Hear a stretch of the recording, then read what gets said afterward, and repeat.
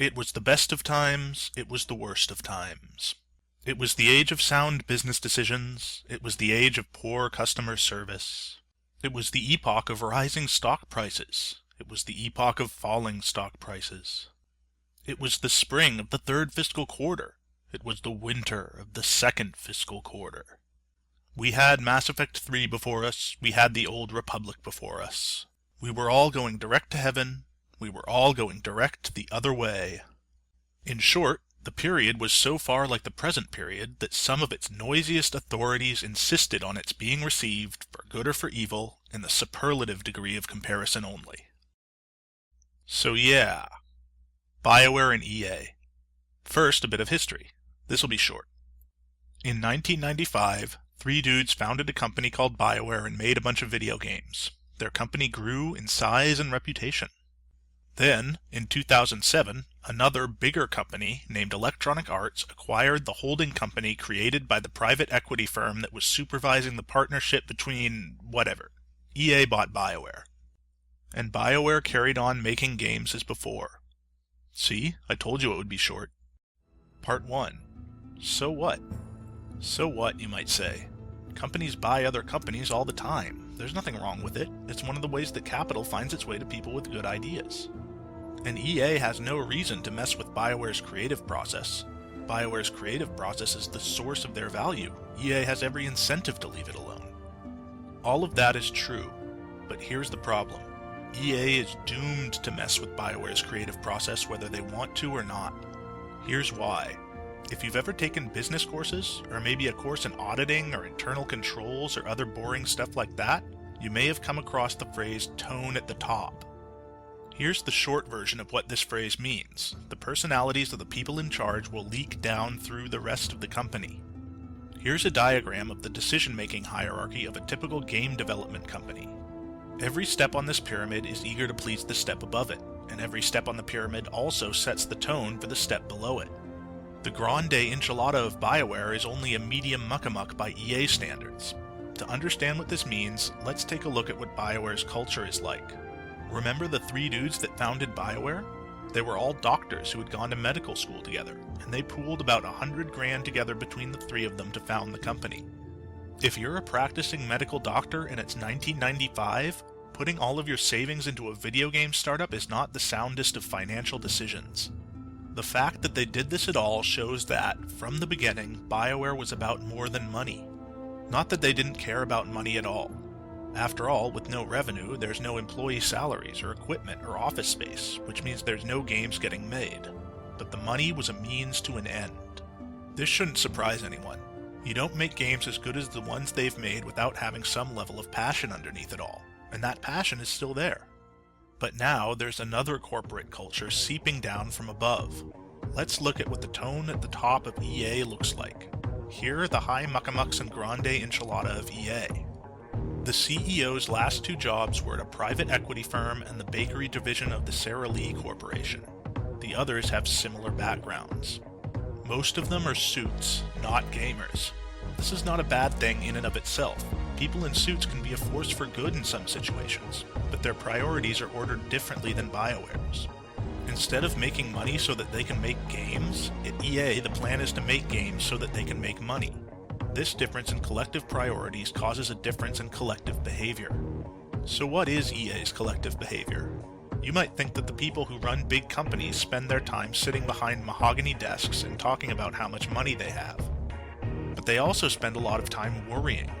If they're breaking even, they worry that they might start losing money. If they're losing money, they worry that they might start losing more money.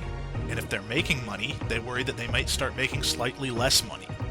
This is why most annual reports contain a section called risk factors or something similar.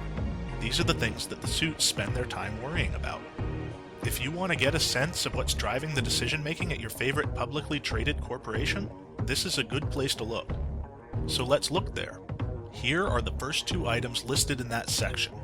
1. Our business is intensely competitive and hit-driven. If we do not deliver hit products and services, or if consumers prefer our competitors' products or services over our own, our operating results could suffer. 2. our operating results will be adversely affected if we do not consistently meet our product development schedules, or if key events or sports seasons we tie our product release schedules to are delayed or canceled. Translation: get the hits out and get them out on time. FIFA is EA's flagship game in terms of sales, and it represents the ideal EA game.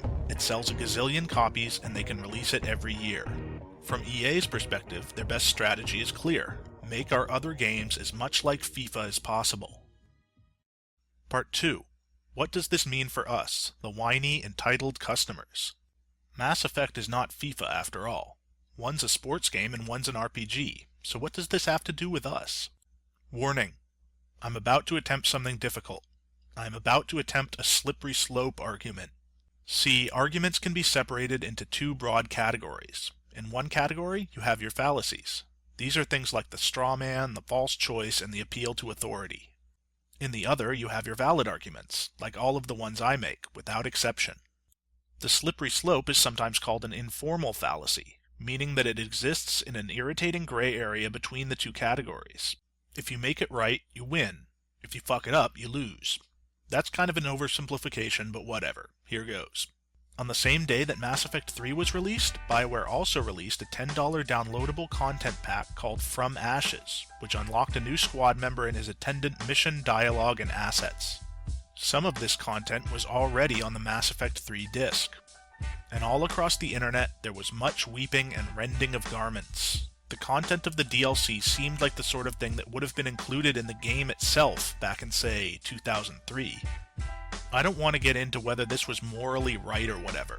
Instead, let's talk about something we can hopefully all agree on. It pissed a lot of people off. Whenever a company does something like this, they're making a calculation. They take the amount of extra money they're making by jerking their customer around and divide it by the amount of money they expect to get from that same customer over the long run. Then, they hope that that number is greater than the probability that this will alienate that customer and lose those future sales. The problem is that two of the three values in this equation are very difficult to guess, and there isn't a lot of margin for error. If we were playing poker, I would say that your pot odds are not favorable. No, don't do it! He tricked you! He has us straight! But no problem, you might say. The bean counters at EA are on top of this, right? Surely they've calculated the optimal strategy to maximize long-term revenue, right? Sure, in theory.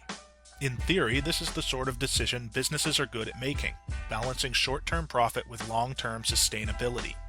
But if you've paid any attention to the business world for the past forever years, you've probably noticed that businesses botch decisions like this all the time. Even big, important companies run by big, important people in expensive suits regularly shit the bed and fail due to short-sightedness and greed. It's happened before, and it'll happen again. At this point, you may have noticed that what I'm saying is starting to get absurd. I just compared the release of Day 1 DLC with the bankruptcy of Lehman Brothers.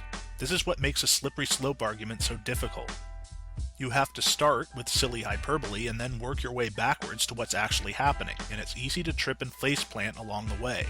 So let me try again, this time using a relevant comparison. There was a point in my life, around 1999 or so, when I assumed that I would be buying every Final Fantasy game released between then and the end of time. Now, Final Fantasy games are released and I barely even notice. Even if they're reviewed well, I don't buy them. This isn't because Square, or Squeenix, or whatever they're called now, committed some unforgivable sin that caused me to boycott the series forever. It's because I just gradually lost interest as the games got farther and farther away from the things I used to like about them. Could the same thing happen to BioWare? It's already happening. Look! It's not that bad yet. They're still pretty far up the slope with decent footing. But one of the best ways to avoid sliding down is to have a bunch of chicken littles like me around, frantically squawking about how bad it is at the bottom. Part 3. What does this mean for EA? Probably nothing. EA is unlikely to change at this point. Generally, the bigger something is, and the more momentum it has, the harder it is for it to change direction. And EA has gotten pretty goddamn big. It's not clear what being so big has done for them. Are they making money? I actually have some training as an accountant, enough to know that if I tried to answer that question properly, I would probably get it wrong. But I'll give it a shot anyway. So, factor in merchandising, carry the 7, move the decimal point, near as I can tell, The answer is no. They're not tanking or anything, but they're not exactly raking it in either. They just seem to be treading water. And the market agrees with me. Their share price fell off a cliff in 2008 along with the rest of the economy and hasn't recovered since then. They've underperformed compared to relevant indices. And this isn't because EA is one of those companies where all the money goes to feed the ever more bloated salaries of entrenched executives. These guys are making a lot of money, sure, but not an absurd amount given the size of the company they're running. So why aren't they more profitable? Let me answer that question with a question. Why would we expect them to be? Because they're big and treat their employees like crap and just generally seem kind of evil? That doesn't necessarily add up to them being profitable. See, EA falls into the category of firm that business analysts call a fucknormous game publishing superconglomerate or fugpusk. And many of those same analysts wonder, is a fugpusk the best way to meet the needs of the customer? And is a fugpusk the best vehicle for maximizing shareholder value? Now I admit that I'm getting farther and farther out of my depth here, but all the evidence we have indicates that the answer to both of these questions is no. So if EA is all about money, and they're not even making that much, why don't they change? Because they can't. Once a company gets big enough, the primary purpose of their existence is ensuring that they continue to exist. They build up enough organizational inertia that changing them or dislodging them from the marketplace becomes nearly impossible. The only way is to buy them out and dismantle them, or wait for them to slowly die. My guess is that we're in for a long wait. Part 4. What does this mean for BioWare? So we've seen several worrying trends in BioWare's games and their reception by their fans, and we have no reason to think that any of these trends are going to change. So if you're a BioWare employee, what do? In my opinion, if you haven't already done so, you psychologically prepare yourself for the possibility that you may have to do what we in the business call pulling an Avalone. In other words, you just up and leave. Is that crazy? Yes. But let me explain why it's not quite as crazy as it sounds. The conventional wisdom is that big publishers like Activision and EA are the future, the logical endpoint of the business side of gaming. Development costs are going up, requiring bigger teams, bigger studios, bigger budgets, more capital, and more business expertise needed to recoup an investment. But how much of that conventional wisdom and how much of those extra costs come to us by way of giant publishers eager to justify their own existence? Now, I'm just a simple country lawyer, but I don't see why development costs need to be so much higher now than ever before. Here's a clip of a recently released game. Not bad. Distinctive art style, slick-looking engine, physics-based gameplay. Who made this? Ubisoft maybe, or Valve? Nope. This is a game called Cube, and it was made by 3 dudes on a budget of $100,000. 3 dudes and $100,000. Does that sound familiar? It's what founded BioWare back in 1995. When you adjust for inflation, that's only about $70,000 and 2.1 dudes. Game development costs should be going down, not up. Let's look at some facts. 1. The licensing of engines and middleware spreads their development costs over a larger number of projects, decreasing them for each project. Building your own engine is expensive, but licensing one is comparatively cheap. And for the cost of a licensing fee, you can get the same engine and physics tools that many AAA developers use. What's more, as the industry has grown, the variety of middleware has grown. There's middleware for trees now. No longer must you pay the salaries of the 20 programmers in your tree team. You can outsource that and spread the cost of development over dozens of different companies. 2. You can publish more cheaply than ever before, and the costs scale downward more smoothly than ever before. You probably already know about Steam and Good Old Games. These are places where the fixed cost of publishing a game is almost zero, and the variable cost per unit is even less. Big publishers and brick-and-mortar retailers are constantly trying to convince you of their importance. Who are you going to believe? Them or your own lying eyes? 3.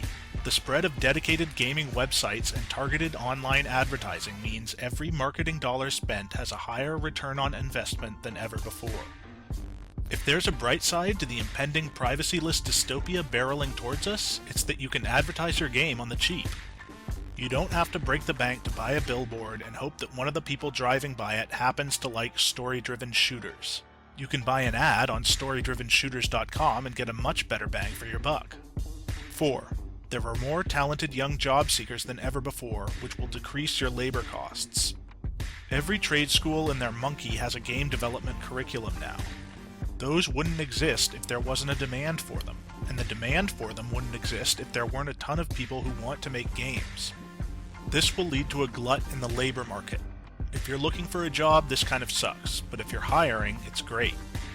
And you should be hiring. Throw some of these kids a bone, give them a chance. That Cube game I mentioned earlier was made by students. Students came up with the concept for Portal. There's real talent out there. 5. The lower cost of all of the above means your break-even point for sales is also lower. You don't have to sell a gajillion copies to turn a profit. You don't have to chase the casual market or the shooter market or whatever they say you have to chase. You can make games for people who are the same kind of weirdo you are. Like I said, this is all a little crazy. Maybe more than a little. I'm not saying you have to hit the panic button just yet. Just make a mental note of where the panic button is, because you never know. And don't think of it as the panic button. Think of it as the opportunity button that says panic on it in big white letters. So I went and got myself all worked up into a lather. So much to say, and I didn't even mention Notch or Kickstarter. So I'm gonna bring this back down as close to earth as I can. BioWare, I don't know shit about shit, but I do know this. You're better than EA and you don't need them. I'm gonna bring in a segue out of left field. One moment in Fallout New Vegas that I still remember years later is talking with Chief Hanlon on the balcony at Camp Golf. I listened to every scrap of rambling dialogue this old guy had, and then listened to it all again.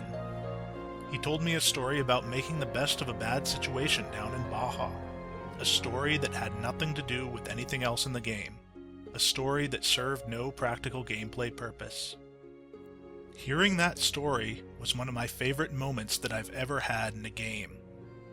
And if Obsidian had been owned by some big publisher, I don't think I ever would have heard it. It could be you telling that story. You've done it before. You could do it again.